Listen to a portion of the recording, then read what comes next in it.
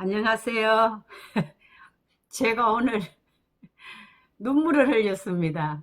왜 이렇게 눈물을 지으며 유튜브를 준비해야 하는지 모르겠어요. 유튜브 방송이 힘들어서가 아닙니다. 유튜브는 제가 아주 시간은 많이 투자되지만 보람있고 참 즐겁고 기쁘게 준비하는데 마지막에 기도 내용이 제 가슴을 울렸습니다. 오늘은 끝까지 한번 들어주시면 좋겠습니다. 사각지대라는 이 주제를 가지고 스마일 힐링순 또 여러분들의 방콕 유학생들을 녹화합니다. 운전할 때 보면 백미러 안에도 잘 안 들어오는 그런 사각지대가 있어요. 이 차선을 바꾸려고 할 때 백미러에 안 들어오지만 옆 차선에 차가 바짝 붙어 있을 수가 있거든요. 그때 바로 저같이 성질 급한 사람은 차선을 바꾸게 된다면 큰 사고가 날 수 있습니다. 사각지대는 항상 우리가 잘 살펴보고 조심해야 할 그런 부분입니다. 우리 주위에도 우리의 관심이나 영향이 미치지 못하는 그런 사각지대의 사람들이 있습니다. 근데 요즘 코로나로 인해서 재난지원금을 받아서 자기보다 더 어려운 사람들을 위해 기부 형식으로 되돌려 주는 것을 볼 때 이로 인해 우리 사회도 이제 기부 문화가 좀 더 깊게 뿌리 내리면 좋겠다 싶었습니다.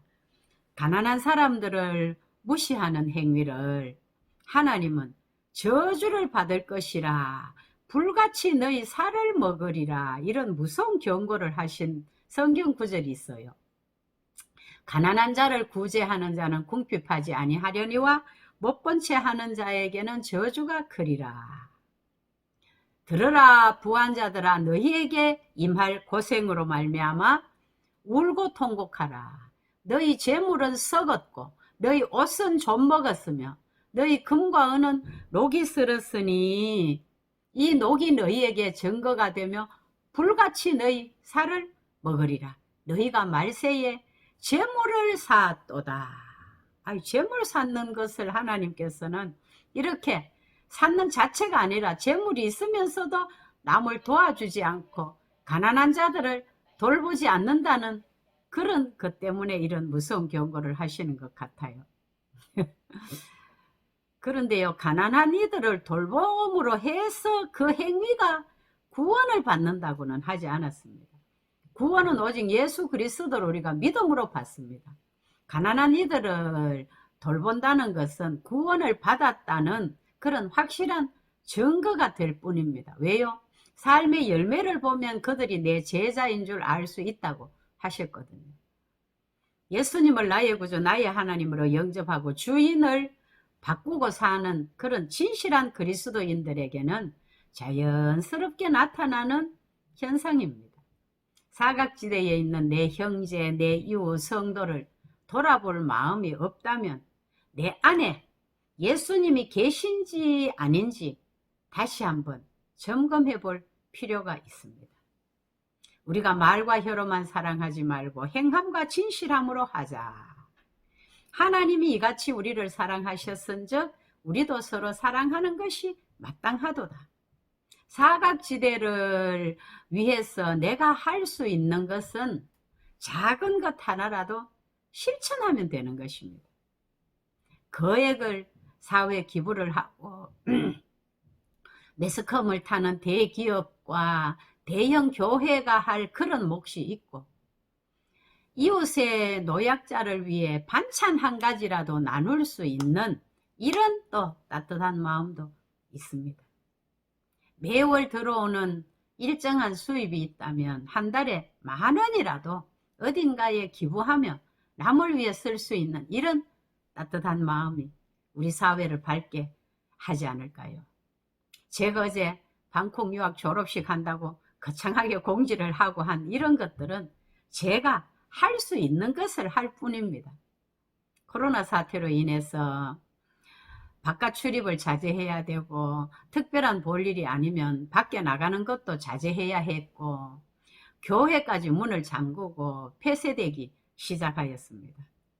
교회를 갔더니 문이 완전히 폐쇄되고 진짜 개미 한 마리도 보이지 않았습니다. 이야, 참 기분이 묘하더라고요. 이런 방콕 유학이 시작되어서 이제 방콕 유학생들을 위해서 제가 처음에는 가정에서 드리는 제 예배를 찍어서 올렸습니다. 이제 그 이후는 매일 주제를 바꾸어서 방콕 유학이 곧 끝날 줄 알고 끝날 때까지 제가 할 수 있는 것 한다고 일주일에 한 번씩 올리던 것을 매일 올리게 되었습니다. 그랬더니 어느새 2달이 지났습니다. 이제 5월 5일부로 사회적 거리 두기가 완화되고 해서 5월 7일 날에 이제 방콕 유학을 졸업하기로 했습니다. 그동안 제 유튜브를 듣고 집에서 성경 필사나 암송이나 뭐 100단어 100감사 적기 칭찬하기 등 제가 유튜브 방송을 하면서 이런 거 해보자고 또 손가락 뇌 운동도 했잖아요.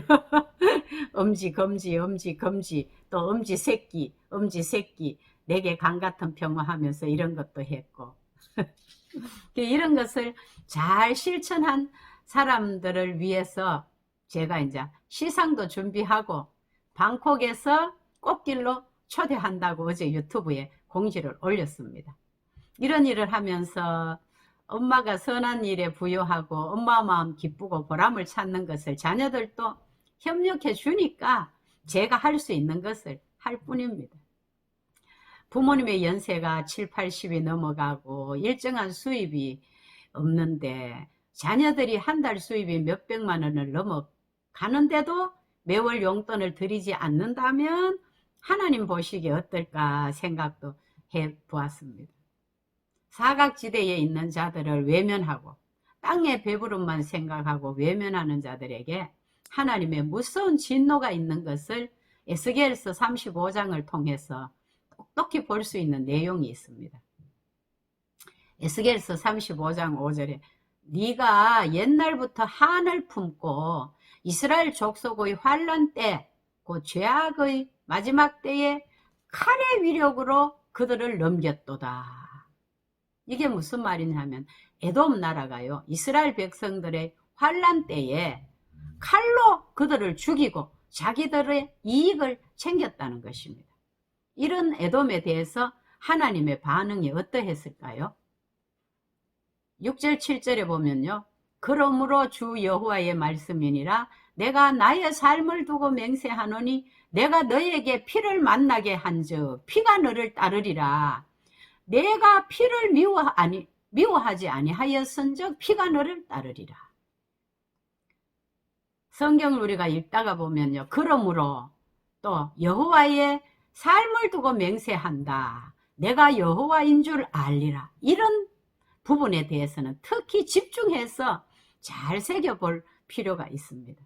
7절에도 보면 내가 세일산이 황무지와 폐허가 되게 하여 그 위에 왕래하는 자를 다 끊을지라. 너를 영원히 황폐하게 하여 내 성읍들에 다시는 거주하는 자가 없게 하리니 내가 여호와인 줄 알리라. 아이고, 여기 보면요, 왕래하는 자를 다 끊어버리겠다.